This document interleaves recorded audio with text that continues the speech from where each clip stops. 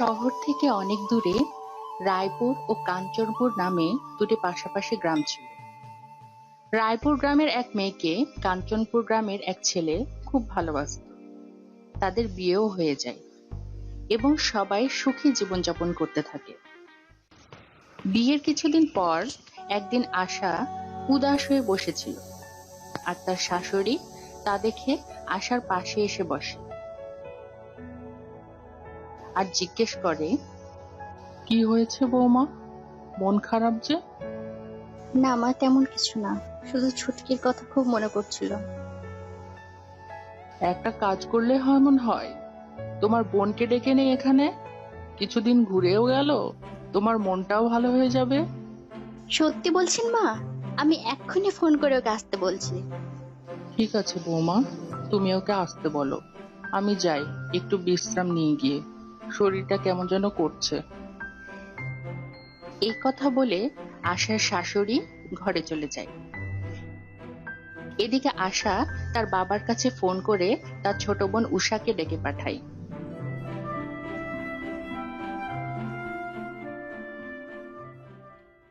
পরদিন সকালে উষা আশার শ্বশুর বাড়ি চলে আসে। দিদি, ও দিদি, এই দেখো আমি চলে এসেছি। উষা, তুই এসেছিস? আমার মনটা খুশিতে ভরে উঠেছে। হ্যাঁ দিদি, চলে এসেছি। কেমন আছো বলো? তোকে দেখে একদম ভালো হয়ে গিয়েছি রে। তারপর উষা সবার সাথে দেখা করে। দুলা ভাই, কেমন আছেন? আপু তো খাইয়ে খাইয়ে মোটা করে ফেলছে। ও তাই? তো কেমন আছো তুমি? হ্যাঁ, ভালোই আছি। আরে আপনার কাঁধে তো টিকটিকি দুলা ভাই। কোথায় কোথায় টিকটিকি? আরে বাঁচাও বাঁচাও! উষা, তুমিও না? আমি তো ভয় পেয়ে গিয়েছিলাম। Sorry sorry. এসে দুষ্টামি শুরু করেছিস? তুই আর ভালো হলি না। সরি সরি আপু। চল ঘরে চল, কিছু খেয়ে নিবি, চল। এই বলে আশা আর উষা ঘরে চলে গেল। পরের দিন সকালবেলা আশা রান্নাঘরে খাবার রান্না করছিল, আর উষা পিছন থেকে এসে আশাকে ভয় দেখায়। ভাও। আহ! আশা ভয় পেয়ে যায় আর উষা হাসতে থাকে। কি মজা কি মজা, দিদি ভয় পেয়েছে। কি করছিস কি উষা? এখনই তো সব পড়ে যেত। দিদি, তোমার কি হয়েছে? বিয়ের আগে তো আমার সাথে কত মজা করতে, এখন কেমন যেন রাগী হয়ে গিয়েছো, কথায় কথায় শুধু বকা দাও। আরে তেমন কিছু না রে বোন, এমনি। আরে উষা দেখ, ইঁদুর। আহ! আহ! কোথায় ইঁদুর দিদি, কোথায়? বাঁচাও, আমায় বাঁচাও। তুমি একাই দুষ্টামি করতে পারো, আমিও পারি। এই না আমার পুরনো দিদি। আমি তো ভয় পেয়ে গিয়েছিলাম। তারপর দুই বোন একে অপরের সাথে গল্প করতে থাকে। তখন উষার মাথায় একটা দুষ্টু বুদ্ধি চলে আসে। দিদি, চলো না আজকে ঘরের সবাইকে ভয় দেখাই, খুব মজা হবে। না না উষা, তারা আমাদের গুরুজন, তাদের সাথে দুষ্টামি করা ঠিক হবে না। আর এটা আমার শ্বশুর বাড়ি, এখানে তোমার দুষ্টামি নাও বুঝতে পারো। দিদি, তুমিও না অনেক ভাবো, যা হবে দেখা যাবে। এই বলে উষা সেখান থেকে চলে যায়।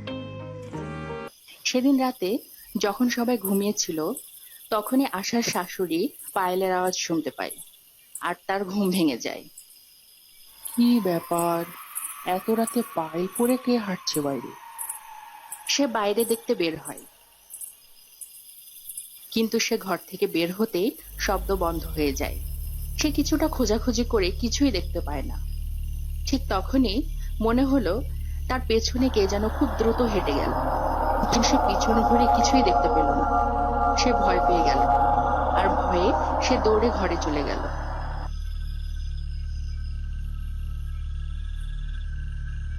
আর ভয়ে ভয়ে ঘুমিয়ে পড়ে। পরের দিন সকালে আশার শাশুড়ি আশার ঘরের পাশ দিয়ে যাওয়ার সময় আশা ও উষার মধ্যকার কথোপকথন শুনতে পায়। কি হলো, তুই এত হাসছিস কেন? আর বলো না, কাল রাতে তোমার শাশুড়ি আম্মা কি ভয়টাই না পেলো। তুই কাল রাতে দুষ্টামি করেছিস? তোকে না করলাম? এটা আমার শ্বশুর বাড়ি, তোর এটা করা একদম ঠিক হয়নি। কেউ জানতে পারলে ভীষণ বকা দিবে। আরে কিছু হবে না, আমি তো ভাবছি আজকে একটু সেজে তারপর সামনে গিয়েই দাঁড়াবো, তাইলে আরো মজা হবে। একদম এটা করবি না বলে দিলাম। তাদের মাঝে কথা হচ্ছিল, আর আশার শাশুড়ি ঘরের বাইরে দাঁড়িয়ে এসব কথা শুনছিল। আচ্ছা, তাইলে এটা উষার কাজ ছিল। সেদিন রাতে আবার সে নূপুরের আওয়াজ শুনতে পায়, আর আশার শাশুড়ির ঘুম ভেঙে যায়। আর সে উঠে বাইরে দেখতে বের হয়, আর দেখে আজও কেউ নেই। হঠাৎ আশার শাশুড়ি পিছনের দিকে তাকাতে দেখতে পায় কে যেন ঘোমটা মাথায় দিয়ে দাঁড়িয়ে আছে। আশার শাশুড়ি কিছুটা ভয় পেয়ে যায় আর বলতে থাকে, উষা, এটা তুমি, আমি জানি, আর দুষ্টামি করতে হবে না, আমি জেনে গেছি। কিন্তু সেই ঘোমটা দেওয়া মেয়েটি আস্তে আস্তে সামনে আসতে থাকে। তখন আশার শাশুড়ি বলে ওঠে, এটা তুমি না উষা, আমি জানি এটা তুমি, এটা কিন্তু বেশি হয়ে যাচ্ছে। উষা, উষা, উষা।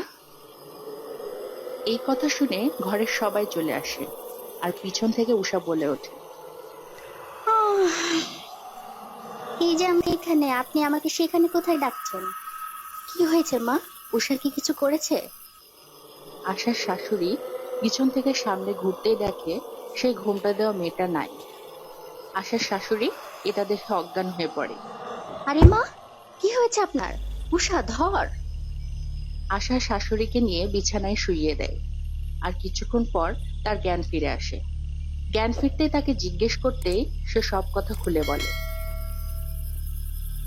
তখন উষা বলে ওঠে, আজকে আমি কিছু করিনি, আমাকে দিদি বোঝানোর পর আমি কিছু করিনি। আর সেদিন রাতে আমি শুধু নুপুরের আওয়াজ করেছিলাম। এই কথাগুলো শুনে সেখানে থাকা সবাই অবাক হয়ে যায় আর কিছুটা ভয় পেয়ে যায়। আজকের গল্পটি এ পর্যন্তই। ভিডিওটি ভালো লাগলে একটি লাইক দিয়ে দিবেন, আর এমন মজার মজার গল্প শুনতে আমাদের চ্যানেলটি সাবস্ক্রাইব করুন, আর আপনাদের বন্ধুদের কাছে ভিডিওটি শেয়ার করে দিন। তো দেখা হচ্ছে পরের ভিডিওতে। ততক্ষণ পর্যন্ত ভালো থাকবেন, সুস্থ থাকবেন। ধন্যবাদ।